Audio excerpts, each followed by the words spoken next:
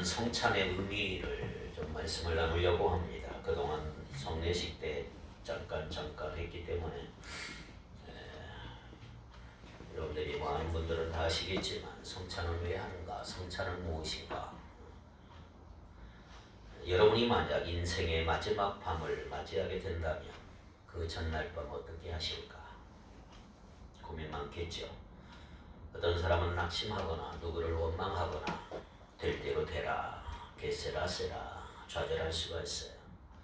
아니면 어떤 사람들은 담대하게 보낼 수가 있습니다. 자, 그렇다면 예수님은 어떻게 행동하셨을까?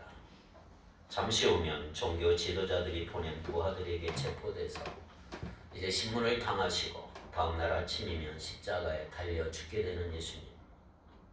그럼에도 불구하고 예수님은 3년이나 함께 먹고 마시고 지냈던 제자들 전혀 눈치채지 못할 정도로 정말 태연하고 담대한 모습을 볼 수가 있습니다.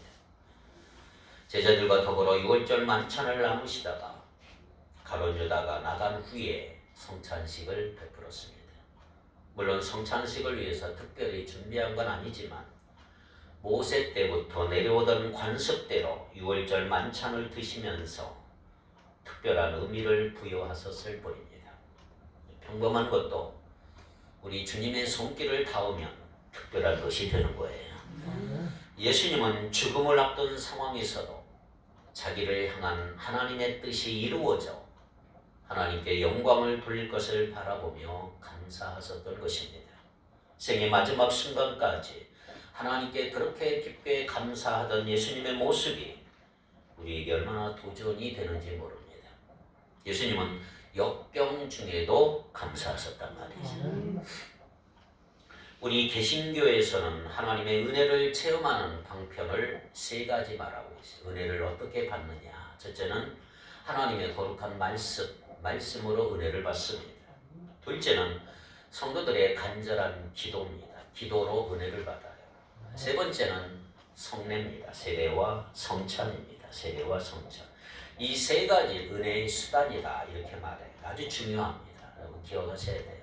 우리가 은혜를 뭘로 받아요? 첫 번째 말씀으로 받습니다. 두 번째 여러분들이 하는 기도로 받습니다. 세 번째는 성례, 세례와 성찬으로 은혜를 받습니다. 성례식은 그래서 절길 때마다 드리는 형식적인 행사가 아니고 그 의미를 여러분들이 바로 알고 지켜야 될 필요가 있어요. 세례는 뭐냐? 세례는 믿는 자가 되어가는 과정의 첫 출발을 의미합니다. 세례를 받아야 믿음이 성숙이 되죠. 세례받는 분은 죄인인 나를 부르시고 믿음을 갖게 하시고 자녀 삼으신 하나님의 은혜에 감격하며 살아야 합니다. 그리고 세례 먼저 받은 분들은 믿음의 여정을 시작하는 분들을 격려하고 이끌어 주어야 합니다. 잘난 체하면 안 됩니다. 내가 먼저 받았다고 말하지도 않습니다. 섬겨야 하고 격려해주고 이끌어줘야 됩니다. 반면에 성찬은 뭐냐? 성찬식은 이미 믿는 성도들의 믿음을 북돋아주는 은혜를 더하게 하는 예식이라고 할 수가 있습니다.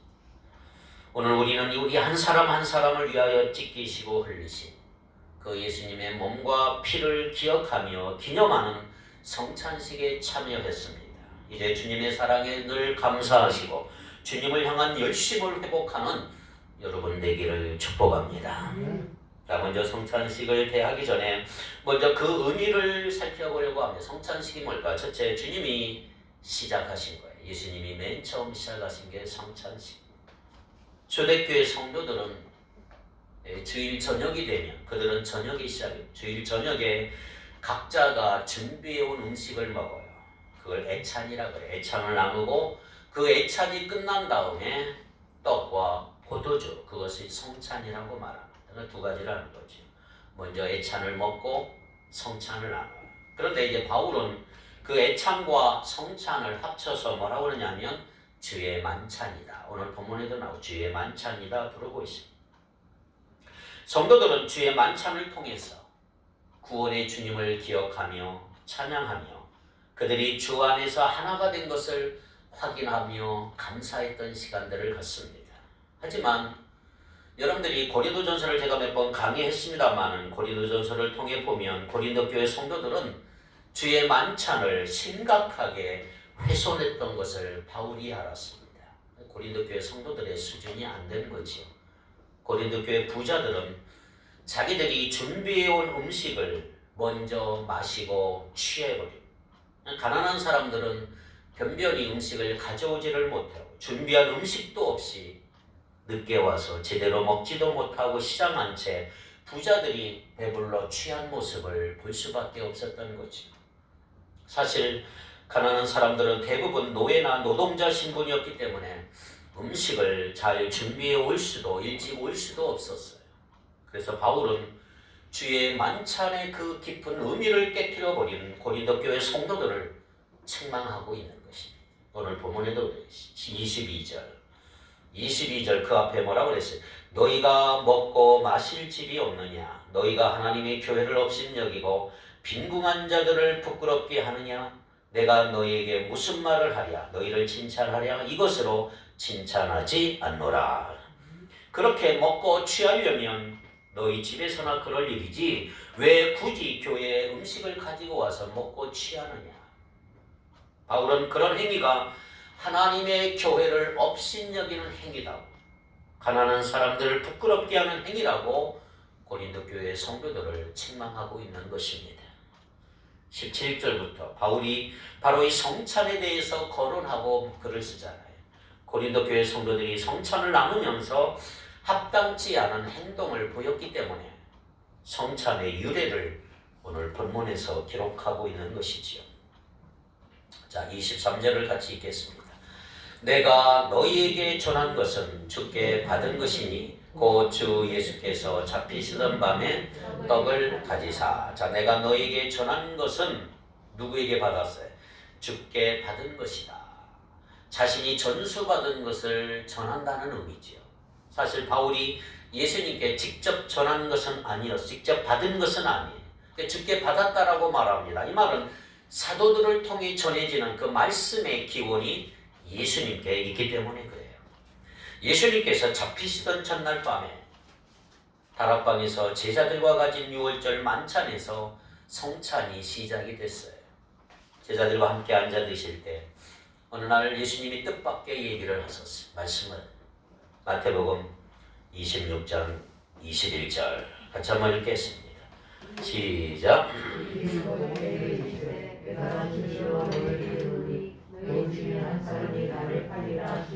제자들을 딱 모아놓고 성찬을 시작하기 전에 너희 중에 한 사람이 나를 팔 거야. 아무도 모르게 제자들과 이 제사장들과 거래한 줄 알았는데 예수님이 그 말씀 하셨을 때 가룟 유다에 얼마나 놀랬을까. 가룟 유다가 그 말을 들은 제자들도 놀랬어요. 예수님뿐만 아니라 제자들은 서로를 번갈아 보았을 것입니다. 제자들 나는 아니지요? 나는 아니지요? 저마다 근심하며 예수님께 물었어. 가룟 유다도 다른 제자와 같이 태연하게 물었어요. 랍비여 나는 아니지요? 예수님은 그 뻔뻔스러운 가룟 유다에게 아무런 내색도 안 하시고 이렇게 말씀하셨어요. 네가 말하였도다. 딱 한마디만 하셨어요. 마태복음 26장 25절 예수를 파는 유다가 대답하여 이르되 랍비여 나는 아니지요? 대답하시되 네가 말하였도다. 너다. 주님은 마지막까지 가룟 유다에게 회개할 기회를 주셨지만 가룟 유다는 회개하지 않았어요. 물론 한상에 둘러앉은 제자들은 예수님께서 하시는 말씀이 무슨 뜻인지 전혀 눈치채지를 못했어요. 가룟 유다가 예수님으로부터 빵 한 조각을 받고 나서 그에게 사탄이 들어갔고 곧 만찬 자리를 떠났다. 이렇게 요한복음 13장에 기록하고 있습니다. 그렇습니다. 가룟 유다가 나가자마자 진정한 의미에서의 성찬식이 시작이 됐어요. 그러므로 성찬식은 뭐냐? 예수님의 보혈로 구속받은 성도만이 참여할 수가 있는 거지요. 아무나 할 수 없는 거예요. 누구나 받을 수 없는, 믿지 않는 사람은 참여할 수 없어요. 참여한다 할지라도 그저 음식을 먹는 정도의 의미밖에는 없는 것입니다. 예수님께서 누가복음 22장 15절에 이렇게 말합니다. 22장 15절. 이르시되 내가 고난을 받기 전에 너희와 함께 이 유월절 먹기를 원하고 원하였노라. 제자들과 친교 나누기를 간절히 원하셨던 주님이에요. 무엇하기 전에? 고난 받기 전에. 예수님이 고난이 뭐예요?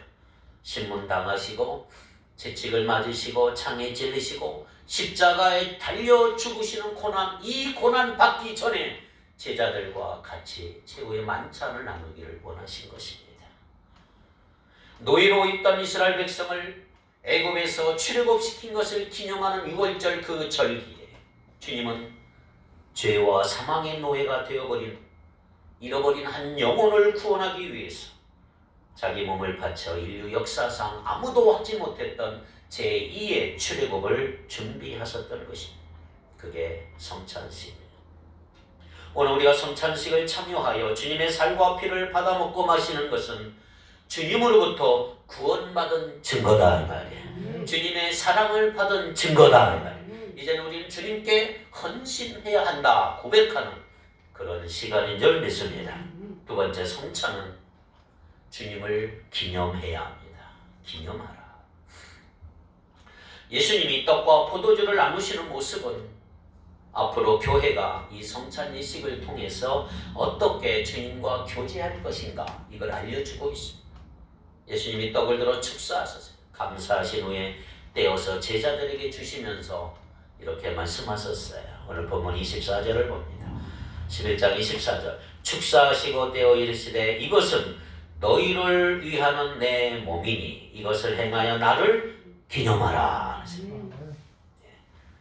떡을 내 몸이다. 이걸 먹음으로 나를 평생 기억했으면 좋겠다.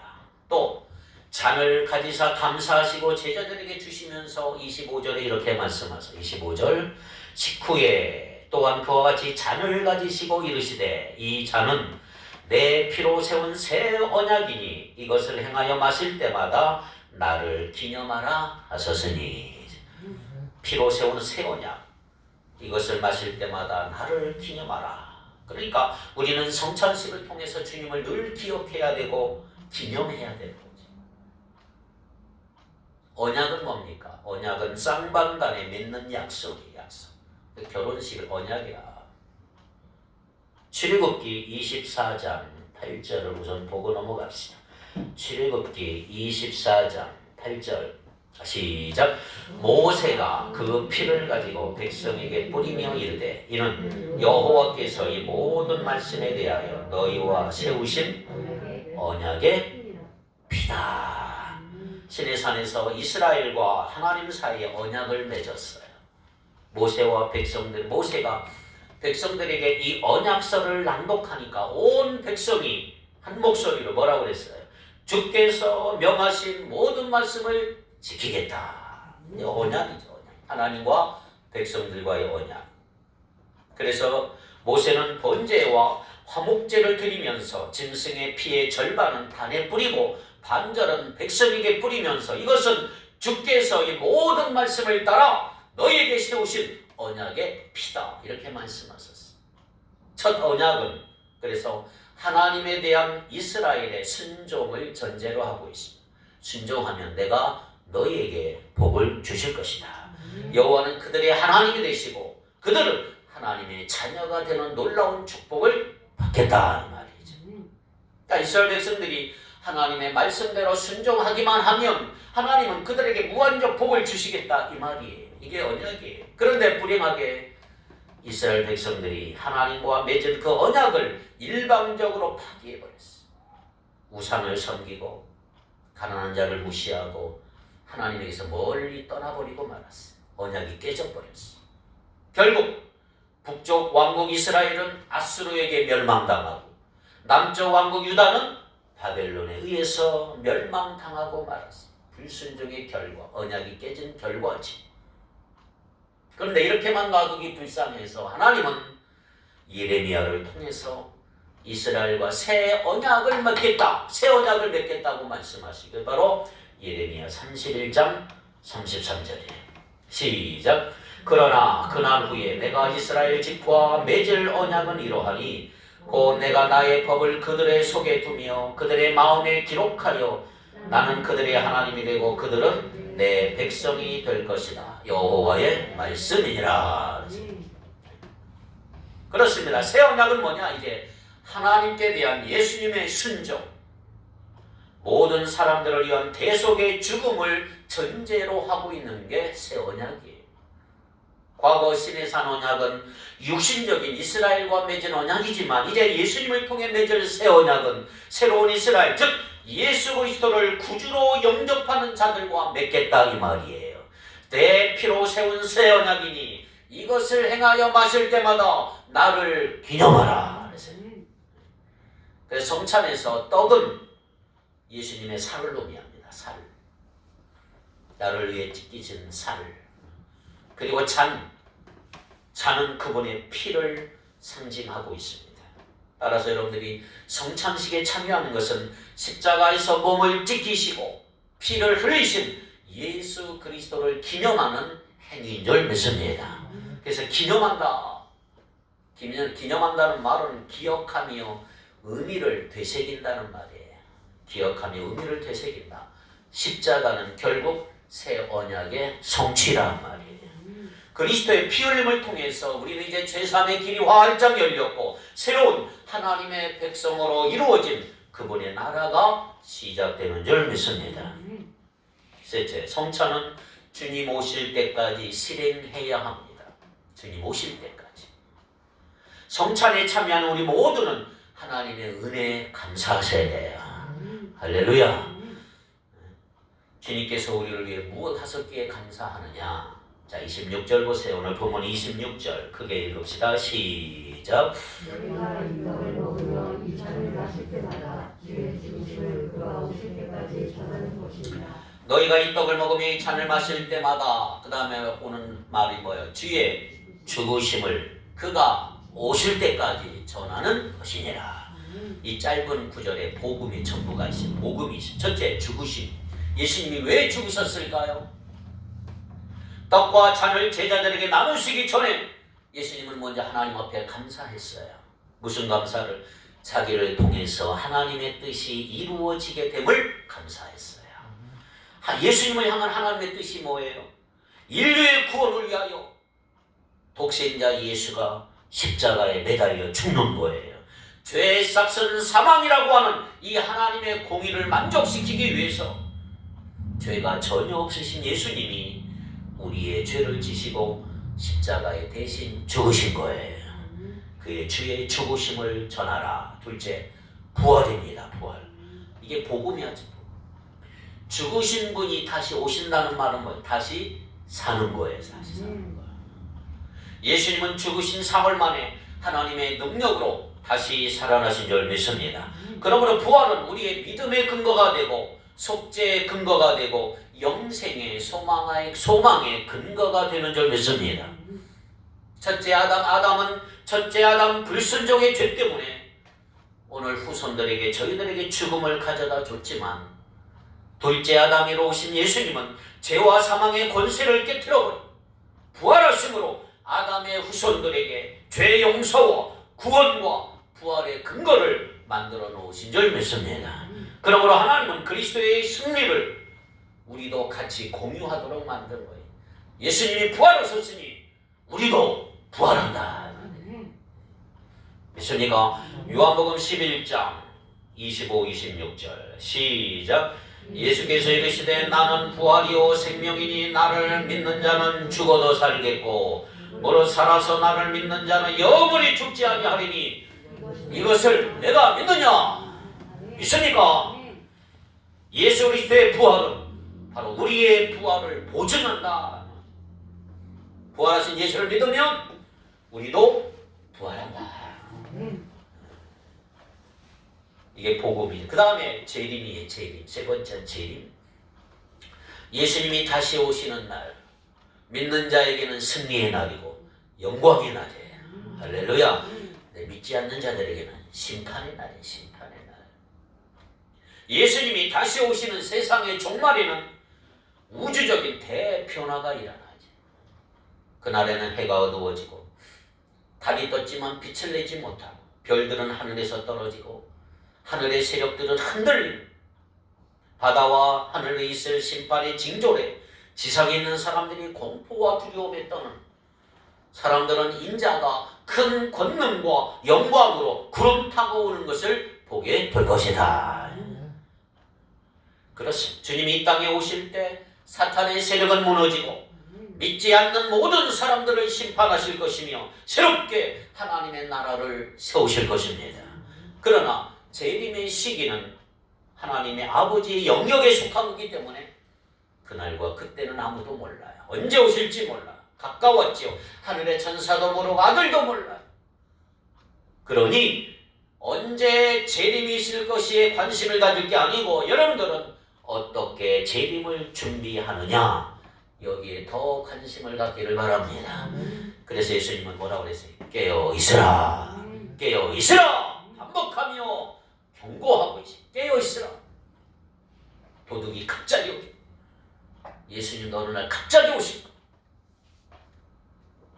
그렇습니다.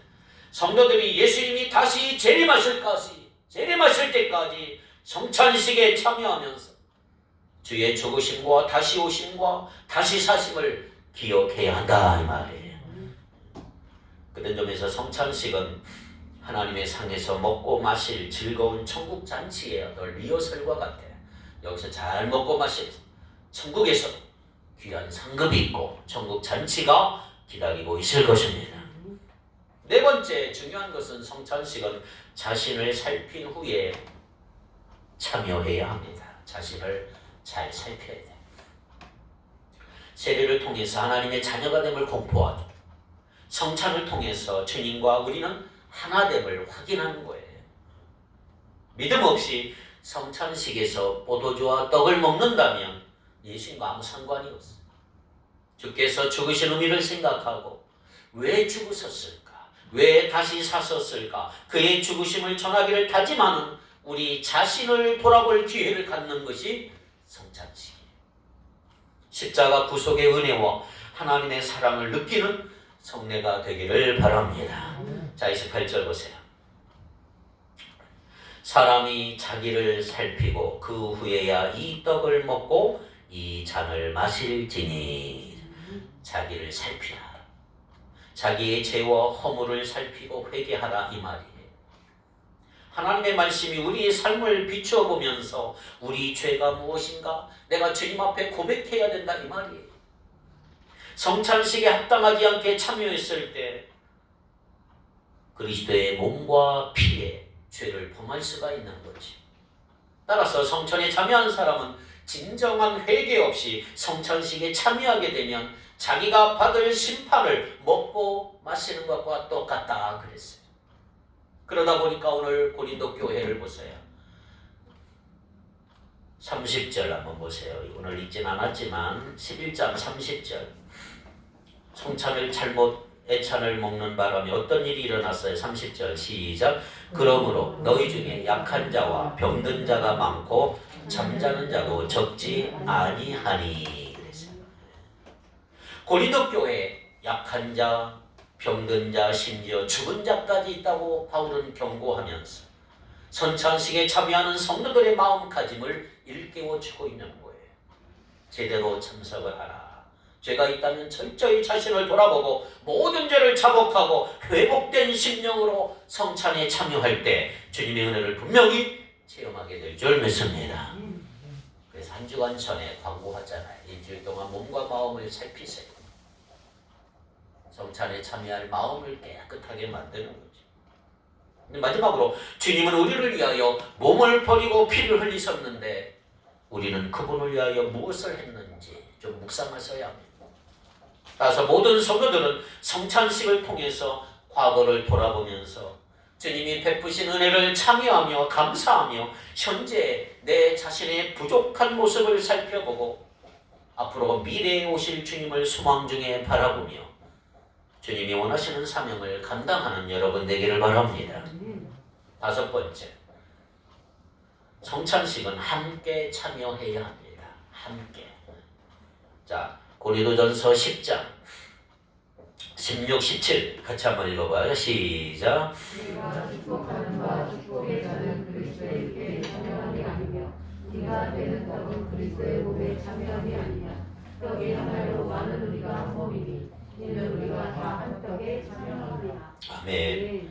한 몸이다. 이제 은혜의 방편 세 가지 말하였어요. 첫째 뭐라고요? 말씀이라고 그랬어요. 두 번째 기도예요. 세 번째 성례인데, 자, 말씀과 기도는 혼자서도 할 수 있어요. 혼자서도 여러분들이 듣고 할 수 있어요. 혼자서도 은혜 받을 수가 있어요. 그런데 문제는 성례입니다. 세례와 성찬은 혼자 할 수 없어요. 함께 해야 합니다. 공동체. 그래서 성찬은 함께 참여하셔야 합니다. 그래야 은혜가 오는 거죠. 주의 만찬은 교회의 공동체가 부자든 가난하든 한 몸임을 강력하게 드러내는 기회예요. 그런데 시간이 흐르면서 주의 만찬이 교회 하나됨을 깨뜨리고 말았어. 소위 부자들이 자기들이 준비한 음식이라고 해서 자기들이 가져왔다고 가난한 자들이 오기 전에 미리 펼쳐먹고 다 먹어버렸어. 늦게까지 일하고 나중에 도착한 가난한 자들은 먹을 수가 없어.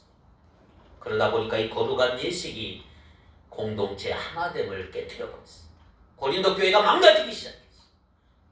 그래서 바울은 형제들이 먹으러 모일 때는 서로 기다리라. 기다리라. 배고픔을 참지 못하면 집에서 먹고 와라. 집에서 먹고 와라. 가난한 이웃을 위하여 배려를 충분히 해주고 그들이 올 때까지 기다려 함께 주의 만찬을 나누라. 예수님이 우리를 위하여 몸을 찢기고 피를 흘려주셨어. 그 사랑을 우리가 받았으니 우리는 그 사랑을 받은 가난한 자에게 베풀며 살겠다는 그 의지를 여러분들이 갖고 사셔야 된다. 교회 보면 연약한 사람, 가난한 사람, 소외감을 느끼는 사람들이 많이 있잖아요. 이런 자들을 찾아 위로하고 용납하고 사랑을 베풀 때 거기에 기쁨이 있고 감격이 있고 치유가 있고 예수 그리스도 안에 교제가 이루어지는 줄 믿습니다. 함께 해야 은혜를 받습니다. 에베소서 4장 3절. 에베소서 4장 3절. 평안에 매는 줄로 성령의 하나 되게 하신 것을 지켜라. 이해와 관용으로 서로 섬기기를 바랍니다. 성찬식은 예수님의 죽으심 때문에 구원받은 공동체가 된 성도들을 하나로 묶어주는 거룩한 의식이에요. 그래서 하나님의 말씀은 들음으로 은혜를 받지만 예전 성찬은 눈으로 보게 함으로 은혜를 비치는 것입니다. 성찬은 예수님이 친히 우리에게 물려준 예식이에요. 예수님의 죽으심을 기념하는 성찬은 주의 몸된 교회와 성도들이 함께 떡을 먹고 잔을 나눔으로 그리스도의 한 몸에 속했다는 것을 기념하고 있는 것입니다. 그렇습니다. 요한복음 6장 53절에 누구든지 너희가 인자의 살을 먹지 않고 그의 피를 마시지 않는 자는 영생을 얻지 못한다. 그런 예수 그리스도는 이 세상을 초월하는 하나님 나라의 영생을 가져다 주는 분이 주님이십니다. 요한복음 6장 51절 나는 하늘에서 내려온 살아있는 떡이니 사람이 이 떡을 먹으면 영생하리라. 예수님의 살과 피가 바로 영생을 주는 하늘로부터 온 떡인 줄 믿습니다. 그래서 최후의 만찬 때 예수님이 그의 제자들에게 자신의 죽음의 의미를 떡을 떼어주고 포도주를 부어주는 행동을 통해 보여준 것입니다. 이 대속의 제사, 우리 죄를 용서하고 우리를 하나님 앞에서 의롭게 하는 이 성찬 예식 참석하는 여러분들, 우리의 죄를 위해 십자가에 죽으신 주님의 죽음과 영광 중에 주님의 나라 임한다는 사실을 기념하는 이 성찬식에 참여하는 여러분들 위해 하나님의 은혜가 넘치기를 축복합니다. 기도합시다. 하나님, 우리에게 성찬의 의미를 깨닫게 하시니 감사합니다. 예수님의 살과 피를 대할 때 서로를 사랑하고 섬기고 용서하고 위로하고 격려하는 우리 축복교회 공동체가 되게 하여 주옵소서. 예수님의 이름으로 기도하옵나이다. 아멘.